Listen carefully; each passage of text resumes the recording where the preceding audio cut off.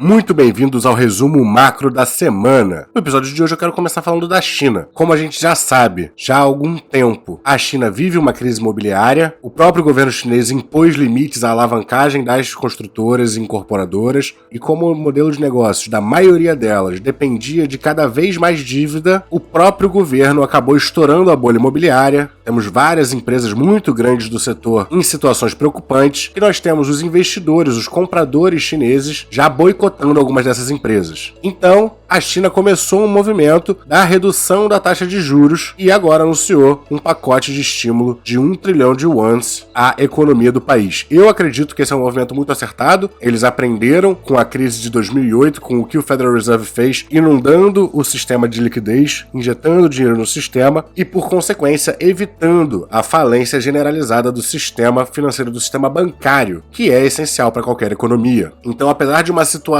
preocupante, apesar de ser uma crise grave, parece que os movimentos do governo chinês são muito calculados e vêm acertados para tentar conter os impactos da crise. Esse pacote de estímulos de 1 trilhão de yuans equivale a 145 bilhões de dólares, sendo que 43,7 bilhões de dólares os bancos estatais vão poder usar para investir em projetos de infraestrutura, 19,2 direcionados a empresas de geração de energia, outros 1,46 bilhões de dólares que vão para o setor agrícola e mais 72,9 bilhões de dólares para governos locais. E a China vem fazendo tudo isso enquanto continua suas atividades militares nas proximidades de Taiwan. Mas vamos então para o Brasil, começando a falar do IPCA-15, a nossa prévia da inflação, que tem um recuo de 0,73% em agosto, maior queda desde o início da série em 1991. Lembrando que o IPCA-15 ele mede do dia 15 do mês anterior até o dia 15 do mês atual, e isso daqui já era mais ou menos esperar por a gente ter visto já uma deflação em julho no IPCA. Então, se em julho a gente já tinha uma deflação, na metade final de julho, na primeira metade de agosto, era de certa forma previsível essa deflação, e é mais um ponto confirmando aí a tese de que a gente deve ter mais um mês de deflação no IPCA em agosto. Olhando pelo IPCA 15, depois do pico aqui em abril, a gente teve uma desaceleração boa, e desde então,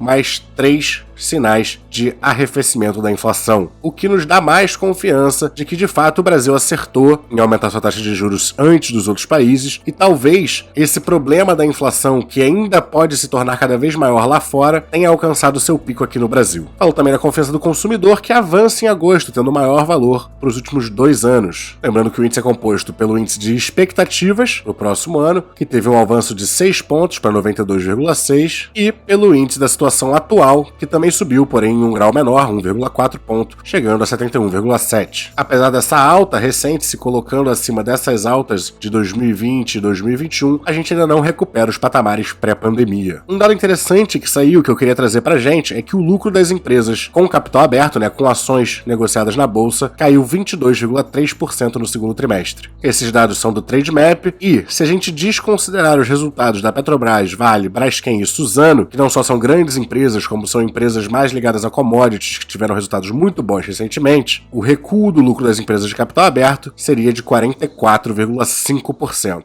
Mas de qualquer jeito esse recuo era mais ou menos esperado, porque até chegar no lucro líquido, você tem que subtrair os gastos com os juros da dívida. E como a taxa Selic saiu de 2% em 2020 para 14% agora, é esperado que a gente tenha, que todas as empresas tenham um gasto maior com a dívida, o que vai afetar o seu lucro líquido. Mas eu queria ressaltar isso, porque se as suas empresas não tiveram uma queda, algumas das minhas tiveram, eu tenho várias empresas, mas a maioria delas tiveram crescimento. Então, se você vê as suas empresas, a maioria delas pelo menos, tendo um crescimento no meio de um cenário onde, em média, o lucro das empresas caiu 22,3%, é um dado confortante para a sua qualidade como selecionador de ativos, E agora eu quero falar do que talvez tenha sido a notícia mais importante da semana, que foi a fala do Jerome Powell, do presidente do Banco Central americano, no encontro anual de Jackson Hole, onde ele nos afirmou que devemos esperar algum nível de dor à frente, conforme a luta do Federal Reserve para derrotar a inflação continua. Ele também afirmou que o Federal Reserve vai usar todas as suas ferramentas com veemência. Parte do mercado já queria ver uma fala um pouco menos hawkish, um pouco mais dovish. O que é isso? Hawkish é com perspectiva de aumento da taxa de juros e dovish é com perspectiva de manutenção ou queda da taxa de juros. Então o mercado foi afetado negativamente tanto lá fora quanto aqui no Brasil.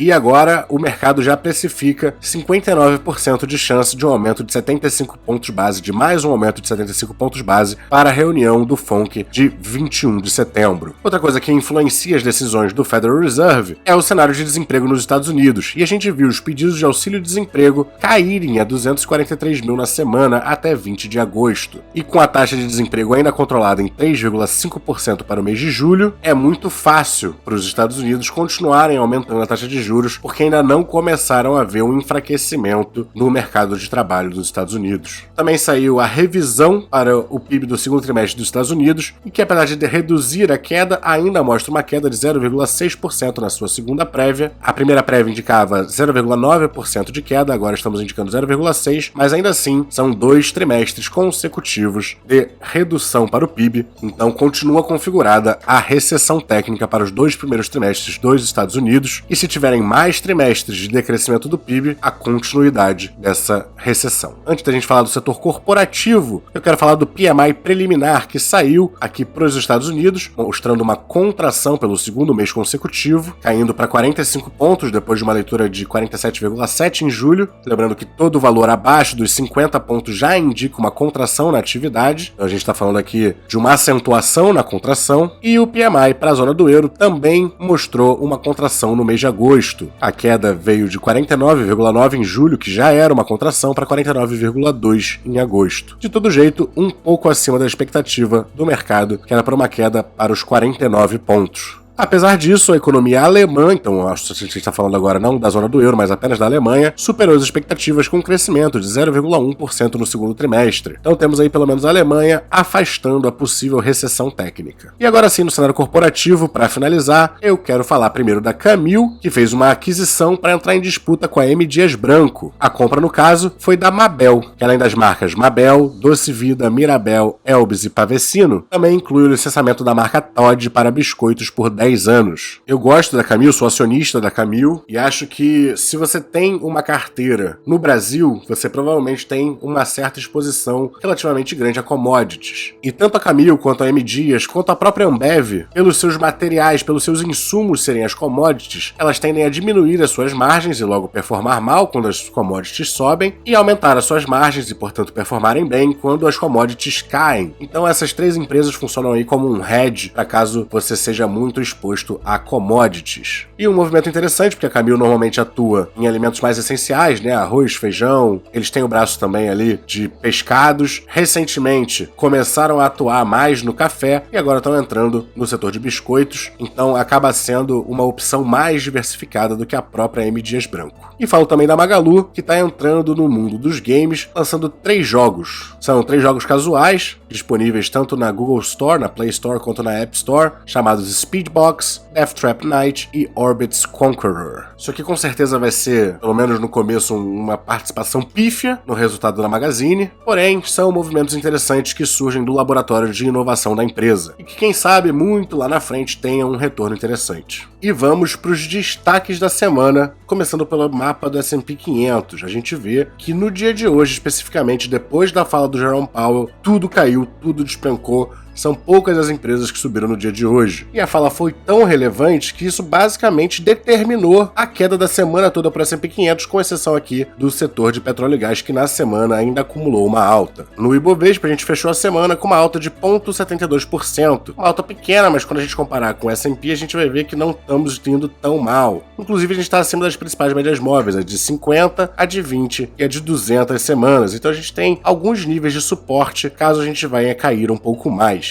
Quem nem se afetou pela fala do Jerome Powell foi o IFIX, nosso índice de fundos imobiliários, que subiu mais 0,60 essa semana. O dólar teve uma queda de 2,06% para os R$ 5,06, e está aqui, mais uma vez, batalhando aqui com a média móvel de 20 semanas. Está um pouco abaixo dessa vez, talvez a gente não consiga manter esse suporte, o que é bom, eu sempre quero o dólar mais barato, até porque a perspectiva de longo prazo é de uma alta do dólar, pelo menos enquanto a economia deles for mais forte, enquanto eles tiverem menos inflação, essa é a perspectiva de longo prazo, então eu quero mais é ter oportunidades de comprar dólar. E não só por mim, né? O dólar alto é uma coisa que prejudica, em geral, a nossa economia, então eu espero que esse movimento seja mais lento, apesar de ser uma tendência que a gente identifica, a gente espera que seja o mais lento, o menos brusco possível. Agora, Agora, o S&P 500, ele caiu 4,04% apenas essa semana. E começou a semana já deixando um gapzinho aqui. Uma coisa que eu não tinha reparado na semana passada é que a gente tinha essa linha de tendência aqui, que a gente quase chegou perto, mas nem conseguiu encostar nela, e antes disso já fomos rejeitados, e agora com a fala do Powell, mais uma queda forte, e estamos agora embaixo também da média móvel de 20 semanas. Europa também caiu, despencou firme, uma queda de 2,53 na semana. Petróleo Brent, alguma recuperação essa semana, uma alta de 3,64, porém não parece ter quebrado a sua tendência de queda. Inclusive vamos botar no gráfico diário, e fica até mais fácil de ver essa tendência aqui ainda sendo respeitada, mesmo que tenha um suspiro acima, agora voltando a ser respeitada. Então eu ainda colocaria o petróleo como uma tendência de queda, claro que pode virar a qualquer momento. E por final, talvez a pior notícia de todas, vou falar aqui do Bitcoin, deixa eu voltar para a perspectiva semanal. Bitcoin também despencando 4,39% aqui com a fala do Powell. Na semana acumula uma queda de 4,11%, ou seja, até então estava subindo, depois da fala caiu e devolveu as altas da semana toda. Tudo bem que não era uma alta expressiva, estava quase que no 0 a 0. A gente já estava, desde a semana passada, eu já comentei no último vídeo, a gente está abaixo dessa média móvel. Momento tenso, momento de inquietude para o investidor de Bitcoin, que a gente não está acostumado a estar embaixo dessa média móvel, isso nunca aconteceu historicamente. Quer dizer, já aconteceu por 1, 2 semanas, não por 1, 2, 3, 4, 5, 6 semanas seguidas, e agora voltar para debaixo dela pode ser que a gente veja mais baixas, o que é preocupante, mas quem confia na tese continua vendo isso como uma oportunidade de compra, e é o que eu tô vendo. Inclusive, mês que vem já está chegando, meu aporte vai entrar também, eu devo concentrar bastante em criptomoedas. Mas, bem, o BitPay vai ficando por aqui. Se você gostou do conteúdo, não esqueça de dar aquele like, se inscrever no canal, comentar aqui embaixo que você gostaria de ver em um próximo vídeo, e até a próxima!